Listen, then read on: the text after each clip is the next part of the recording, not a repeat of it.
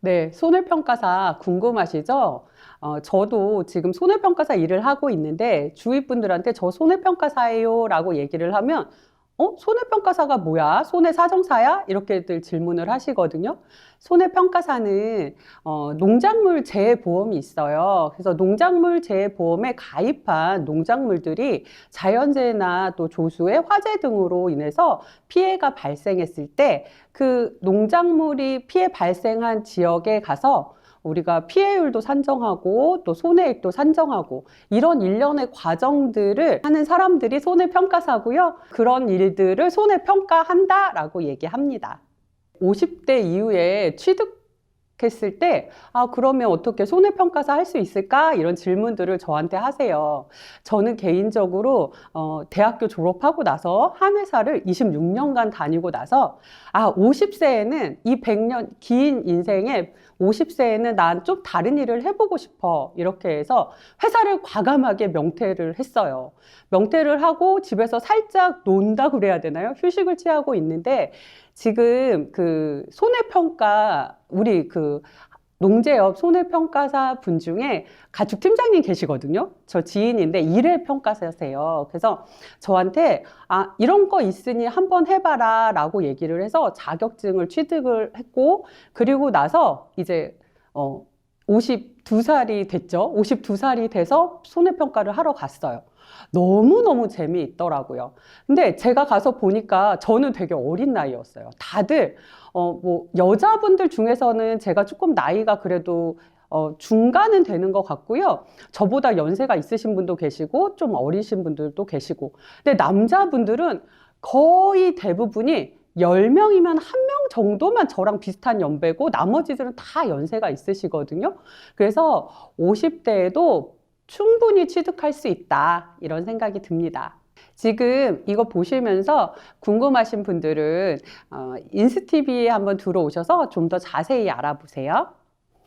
네, 손해평가사 일은 주로 여름에 일을 하게 되죠. 농작물이 밭에서 자라야 되니까 또 과수원에 열매가 맺혀야 되니까 보통은 아직 오늘이 4월 15일인데 시작을 하지 않았고 이제 본격적으로 시작하는 시기입니다. 그래서 주로 여름에 일을 하게 되고 이제 겨울에는 농작물이 없잖아요. 그래서 여름에 일을 해서 특히 제가 아는 지인분 중에는 공무원 생활을 오래 하시고 이제 자격증을 저랑 같이 취득을 하신 거예요. 그래서 여름에는 손해평가사 일을 해서 이 수익으로 겨울에는 겨울 내내 따뜻한 나라에 가서 여행 다니시는 분도 계시거든요.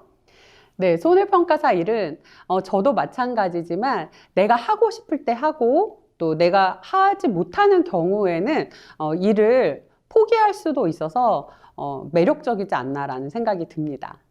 연봉이 어떻게 되냐가 제일 궁금하시죠?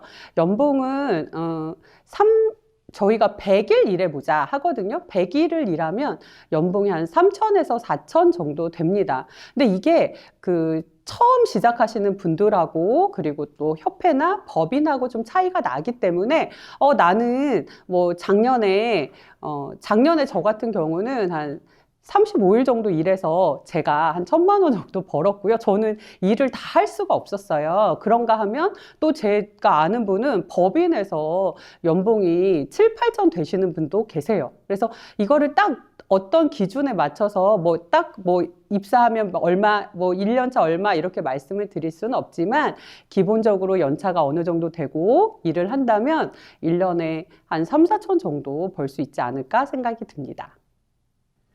네, 손해평가사 전망 좋다로 시작해 보겠습니다. 사실 손해평가사가 지금 많이 늘어나서 일이 줄어들지 않나라는 고민들도 이렇게 보면 사이트에 많이들 올라와 있더라고요. 그런데 제가 손해평가사 전망 좋다라고 얘기하는 첫 번째 이유는 지구온난화 때문에 이상기후가 계속 발생되죠. 그러다 보니까 농작물 재해보험에 보장하는 농작물 재해보험에서 보장하는 자연재해가 많이 발생을 하고 있습니다.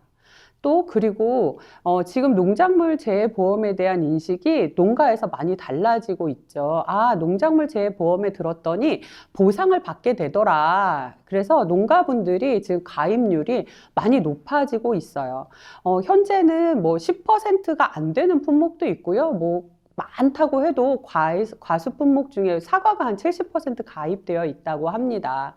그리고 이 농작물 재해 보험이 국가 정책 사업이다 보니까 농업 수입 안정 보험 같은 경우에 작년 국가에서 2024년이죠. 국가에서 지원금이 81억이었는데, 뭐 뉴스에서 보셨는지 모르겠지만 올해 70억이 넘어가죠. 그래서 2천억이란 돈이 더 재원이 마련이 됐습니다. 그러다 보니까 앞으로도 계속 국가에서는 먹거리에 대한 중요성 때문에 농작물 재해보험을 줄이지는 않을 거예요. 그러다 보니까 일거리는 늘어나겠죠. 그래서 저는 농작물 재해보험이 앞으로도 계속해서 늘어날 거고, 그렇다면 우리 손해평가사들도 할 일이 많다라는 생각이 듭니다. 네, 손해평가사 드디어 취득했어요. 그럼 취득하고 나면 협회에 가야 되나요? 법인에 가야 되나요? 이런 질문들을 많이 하세요. 협회와 법인은 어떻게 달라지냐면, 협회는 내가 선택해서 갈 수 있어요. 저 같은 경우는 농지협에 가입이 되어 있는데요. 회비 10만 원만 내면 올해 일 물량을 제가 받을 수 있고요. 근데 법인은 내가 선택할 수 없어요. 제가 선택되어져야 됩니다. 그래서 법인에 가면 물론 수익으로는 연봉으로는 협회보다 훨씬 많지만 2배가 넘어가죠. 협회 근데 법인에서는 나를 선택해 줘야 된다. 그래서 법인에 가 계신 분들한테 물어보니까 좀 젊은 분이었으면 좋겠다. 그런데 50대 이면 법인에도 충분히 가실 수 있거든요. 그래서 협회는 내가 선택을 했고 또 협회에 가서는 내가 일을 할 수 있을 때 하고 하지 못할 때는 안 해도 되지만 법인 같은 경우에는 내가 하고 싶을 때 하고 안 하고 싶을 때 안 하는 게 아니고 계약을 해서 내가 어느 날짜부터 어느 날짜까지는 내가 계속 물량을 소화해내야 되는 차이점이 있습니다. 그래서 나는 좀 자유롭게 일을 하고 싶어 이러신 분들은 협회에 가시고 나는 일을 좀 본격적으로 하고 싶어 이러신 분들은 법인에 가셔서 일을 하면 될 것 같습니다. 손해평가사의 가장 큰 메리트는 정년이 없다는 겁니다. 그래서 저는 뭐 50대이지만 가서 저 사수였던 분들이나 또 다른 분들 보는데 연세가 70 넘으신 다음에는 안 알려주세요. 그러니까 요즘은 70도 너무 건강하시잖아요. 그래서 운전할 수 있고 건강하다면 정년 없이 나이 많이 들어서도 할 수 있다. 두 번째는요, 연금 받으시는 분들이 하기에 너무 좋은 직업인 것 같아요. 왜냐하면 연금을 받으면 요즘은 연금이 또 수익이 많은 경우에는 연금이 깎이더라고요. 그래서 내가 받아야 되는 연봉이 깎이는데 주위에 특히 공무원 하셨던 분들은 연금 깎일 때 너무 마음 아파들 하세요. 그런데 일을 하다 보면 제가 이제 뭐 포도, 복숭아 이런 거 조사부터 시작을 해서 또 사과, 적과후 착과수 조사하고 벼 조사하고 또 뭐 콩 조사도 있고 이게 시기별로 조사가 다르거든요. 근데 내가 어느 정도의 수익이 됐다 그러면 거기까지만 하고 나머지는 패스. 그리고 겨울에 놀러 가시고 이런 일들을 많이들 하시고요. 또 어떤 분들은 이 일을 이제 부업으로 하시는 거예요. 그래서 저는 같이 다니는 친구가 있어요. 그래서 제 룸메인데요. 제 친구 같은 경우에는 다른 직업을 갖고 있어요. 그랬다가 벼조사 할 때 작년 같은 경우에도 벼조사가 굉장히 많았었거든요. 그랬을 때 연차를 다 모아놨다가 벼조사 같이 가고요. 고추조사 같이 가고 콩조사 같이 갔었습니다. 그래서 충분히 부업으로도 할 수 있는 일이어서 너무 좋고요. 또 어떤 분들은 아주 강추하시는데 이 일은 영업을 하지 않아도 되고요. 뭐 어디 가서 이거 해주세요. 뭐 내가 보험에 가입하게 한다거나 그런 게 아니고 내가 자격증을 취득해서 뭐 협회나 법인에 들어가면 거기에서 물량을 받아서 일을 하게 되죠. 그래서 너무 좋고 좋은 게 되게 많은데요. 또 개업을 하지 않아도 됩니다. 내가 사무실을 차리지 않아도 그러니까 초기 비용 없이 그냥 내가 자격증만 있으면 된다. 그런 생각이 듭니다. 그래서 자격증 취득만 하면 되죠. 주위 분들이 다들 저 되게 굉장히 부러워하고 있습니다. 네, 그러면 손해평가사 공부 얼마나 하면 붙을 수 있는지 궁금하시죠? 전에는 뭐 5회 앞에만 해도 1년 안 되게 공부해도 붙을 수 있다 이랬었거든요. 근데 지금은 평균은 한 2년 정도 공부하시는 것 같아요. 왜냐하면 문제가 이제 숙달되고 많이 풀어봐야지 시간 안에 풀 수 있게 문제들을 내거든요. 근데 어떤 분들은 또 집중적으로 공부하시면 1년 안에도 딸 수 있다고 하는데 보통 합격하신 분들 얘기 들어보면 한 2년 정도 걸리는 것 같습니다. 네, 시험에 합격하려면 어떻게 공부해야 되냐, 특히 그 중에서도 그 많은 걸 어떻게 외워요, 어떻게 암기해요, 이런 질문들을 많이 하시거든요. 근데 제가 강의 시간에도 많이 말씀을 드리는 건데, 분류하고 통합하는 게 굉장히 중요한 것 같아요. 그래서 예를 들면 평년 착과량이다, 평년 수학량이다, 그러면 비슷한 것끼리 묶고, 뭐 이름이 비슷해도 좀 다른 것들, 뭐 평년 결과 모지다, 뭐 평년 결실수다, 이렇게 비슷하게 생긴 것들을 따로 분류하고 또는 이렇게 통합하는 작업들을 하는 게 굉장히 중요할 것 같고요. 그 다음에 두 번째는요, 이미지를 연상하는 겁니다. 그래서 제가 강의하면서 그림을 많이 그리거든요. 그래서 특히 화살표를 많이 그리죠. 화살표를 그려서 예를 들면 적과전에서는 6월 30일이 사과 배의 적과 종료일이거든요. 또 단감 떫은감이 7월 31일이 적과 종료일이에요. 그러면 그 적과 종료일을 기준으로 해서 적과 전과 적과 후로 나눠서 이렇게 화살표를 그리고 그래서 그 이미지를 머릿속에 그대로 기억하는 거. 이게 보험 기간을 기억하는 데는 또 굉장히 좋은 방법인 것 같습니다. 그리고 첫 번째 첫 번째 글자만 따서 외우는 거예요.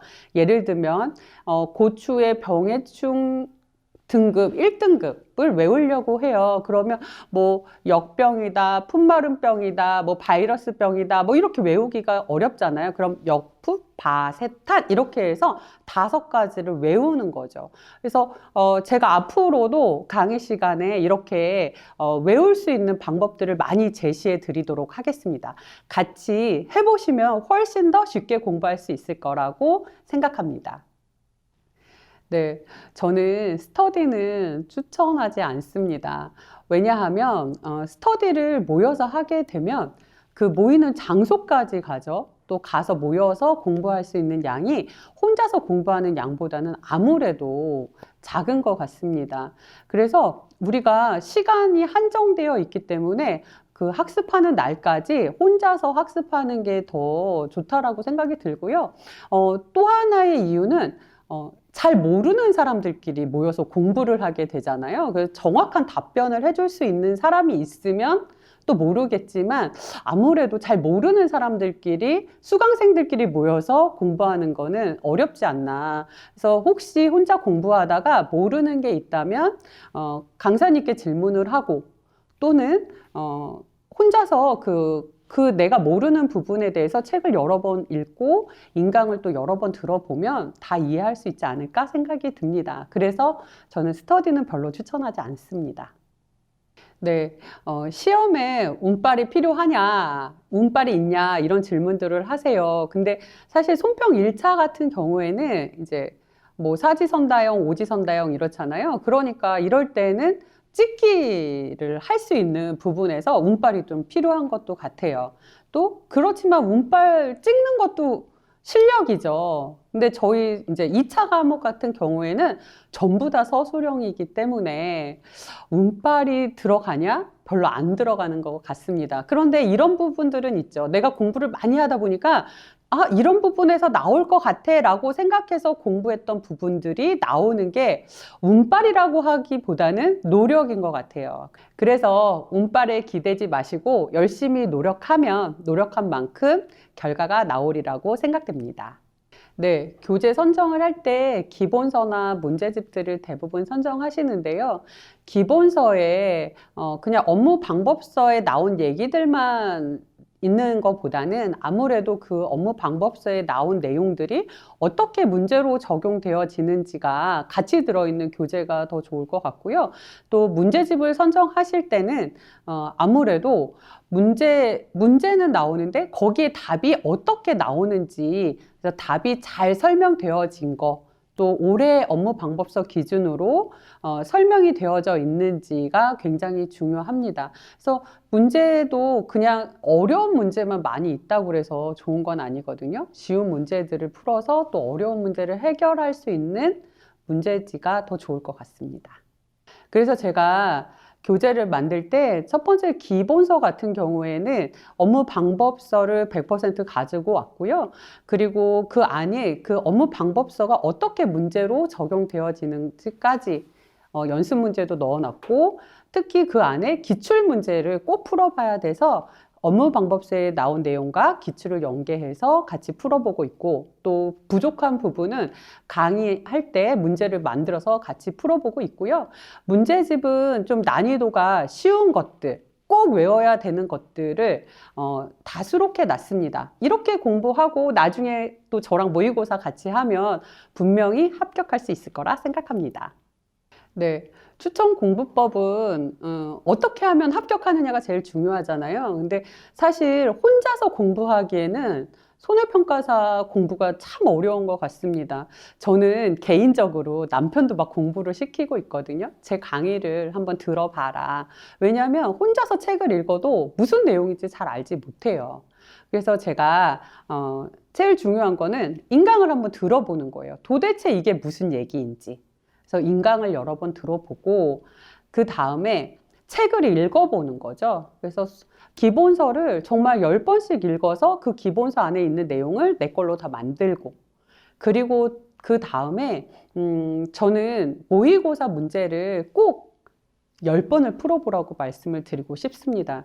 이 안에는 저의 노하우도 들어있거든요. 사실 저는 조금 잘난 척인데요. 시험 공부를 2달 정도밖에 못했어요. 그래서 한 달은 뭐 한 달 안 되게 1차 공부하고, 한 달 이후에 이제 2달 안 되게 2차 공부를 했는데요. 하나도 모르고 시작했지만 모의고사를 정말 10번 풀어봤습니다. 그래서 처음에 200점 만점에 29.5점. 저 되게 상처받았었어요. 29.5점 어떻게 받았냐고. 남편이 평균? 그래서 아니, 2과목 합쳐서 그랬더니, 비웃었어요. 그래서 제가 도끼를 품고 해야 되겠다. 그래서 진짜 모의고사 풀고. 근데 푼 다음이 중요해요. 푼 다음이. 모의고사도 아침에 풀어야 돼요. 언제? 9시 반부터 11시 반까지. 이거 무슨 시간이냐면 시험 시간이거든요. 그래서 9시 반부터 11시 반까지 일단 쭉 푸는 거예요. 알든 모르든 2시간은 그냥 앉아서 그걸 붙잡고 있는 거예요. 그 다음에 채점을 하고, 그리고 나면 모르는 문제들이 있잖아요. 그러면 모르는 문제를 답안지를 보고 푸는 것도 중요하지만 다시 인강을 한번 들어보는 거예요. 그리고 인강을 들으면서 뭐 복분자다. 그럼 복분자 부분에서의 인강을 듣고 답안을 작성을 하고 하루를 그렇게 보내는 거죠. 그러고 나서 그 다음날 또 풀어보는 거예요. 절대 다 못 맞습니다. 그러면 그때는 한번 풀었으니까 아는 문제들이 생길 거예요. 한 50점까지도 안 올라가더라고요. 한 2번째 푸니까 뭐 한 35점 이렇게 되더라고요. 그러면 그 나머지를 또 똑같이 인강을 듣고 다시 풀어보고 내 걸로 만들어보고 이렇게 해서 모의고사 똑같이 한 모의고사를 10번씩 풀어봤어요. 그랬더니 나중에는 평균이 95점 나오더라고요. 200점 만점에 190점을 받게 되더라고요. 그래서 한 번의 시험에 합격했거든요. 여러분들도 할 수 있습니다. 저는 늘 믿는 게 남들이 하면 나도 할 수 있고, 또 내가 할 수 있으면 남들도 할 수 있다고 생각이 돼서 여러분들께 이러한 공부법을 적극 추천합니다. 네, 질문들 중에 이런 질문들을 많이 하세요. 은퇴 후에 손해평가사 취득 을 추천하나요? 이렇게 질문들을 많이 하시는데 완전 적극 추천입니다. 왜냐하면 우리 손해평가사 일이 농촌에 가서 하는 일이잖아요. 그래서 젊은이들보다는 오히려 연세 드신 분들이 더 친숙하게 일을 하실 수 있고요. 제가 말씀 자주 드리는데 운전만 할 수 있고 또 내가 건강이 허락된다면 70이 넘어서도 할 수 있는 일이 손해평가사 일이거든요. 그래서 저는 은퇴를 좀 일찍 하시는 분들은 뭐 법인에 가서 또 활동을 적극적으로 하실 수도 있고요. 또 연세가 드셔서 아, 나는 연금도 받고 있어 하시는 분들은 취득하셔서 연금이 깎이지 않을 만큼만 일을 하시고 또 나머지는 또 겨울에는 따뜻한 나라에 가서 쉬시고 이런 거 너무 좋을 것 같습니다. 그래서 저는 건강만 허락한다면 우리 일이 충분히 70 넘어서도 할 수 있는 일이기 때문에 은퇴 후의 직업으로 너무 좋은 직업이라고 생각합니다.